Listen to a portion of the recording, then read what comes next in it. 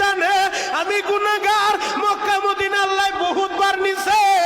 ওই Mecca Medina গেলে কিছু কিছু প্রবাসীদের কারগুজারি শুনলে আরে সহ্য করা যায় না। হেরেমের ভিতরে গেলে দেখা যায় অনেক প্রবাসী বৈধ কাগজপত্র নাই, আকামাটাও ঠিক মতো দেয় নাই, মালিক টাকা নিয়া আকামাও কইরা দেয় না, ঠিক মতো কাজও করতে পারে না।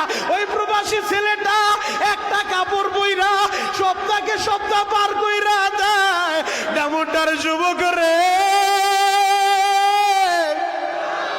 খায়া না খায়া আল্লাহর কাছে কাঁদতে থাকে, আল্লাহ মাসটা শেষ হইলে আমার সন্তানের স্কুলের ফি দিতে হইব, মাসটা শেষ হইলে ঋণের বোঝার জন্য মানুষ আমার মায়ের চাপ দিব, আমার বিবিরে চাপ দিব।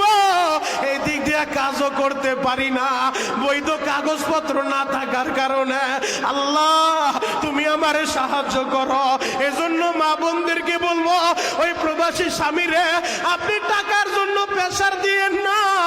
যদি প্রেসার দেন অনেক যুবক এমন আছে এই প্রেসার সহ্য করতে না পাইরা আত্মহত্যার রাস্তাটা বাইসা নেই রে ভাই। ওই যে কয়েকদিন আগে তোমরা কি দেখো নাই আমার মাদারীপুরের ছেলেরা ইতালি যাওয়ার পথে, আরে ইতালি যাওয়ার পথে আমার মাদারীপুরের 10টা ছেলে 10টা মায়ের কোলটা খালি কইরা দুনিয়া থেকে বিদায় নিল। যুবক রে এখন বসে বসে ওই প্রবাসী ভাইটার জন্য কাঁদবা, ও আমার বাবারা প্রবাসী ছেলেটার জন্য কাঁদবা। প্রবাসী জীবনটা কত কষ্টের জানো। আজকে ভাইয়ের টাকা পাইয়া মোটর সাইকেল হাঁকাইয়া এলাকার ভিতরে তাও দেখাইতে থাকো। ও যুবকেরা বাবার টাকার মোটর সাইকেল পাইয়া আর 15 নিয়া পুরা দামর টাকা পাবে। এই বাবা কত কষ্ট করে জাননি।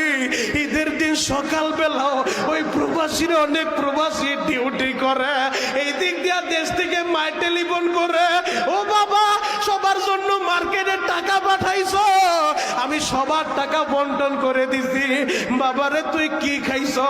তখন প্রবাসী ছেলে মায়েরে মিথ্যা সান্ত্বনা দেওয়ার জন্য বলে মা আমি অনেক কিছু খাবার খাইছি। আরে মার কলিজা তো মায় তো আর বুঝে রে বাবা, মা এমন একটা জিনিস রে ভাই ছেলে চাইলেও মার কাছে লুকাইতে পারে না। মা বলে বাবা সত্যি করে বল। তখন মার কাছে সত্য তার গোপন থাকে না। মা বলে বাবা রে ঈদের দিনও তুই ডিউটি করো। যুবক রে সেই বাবার টাকা পাইয়া সেই ভাইয়ের টাকা পাইয়া আর 15 হাঁকাইতে থাকো, ওই বাবা ওই ভাইটা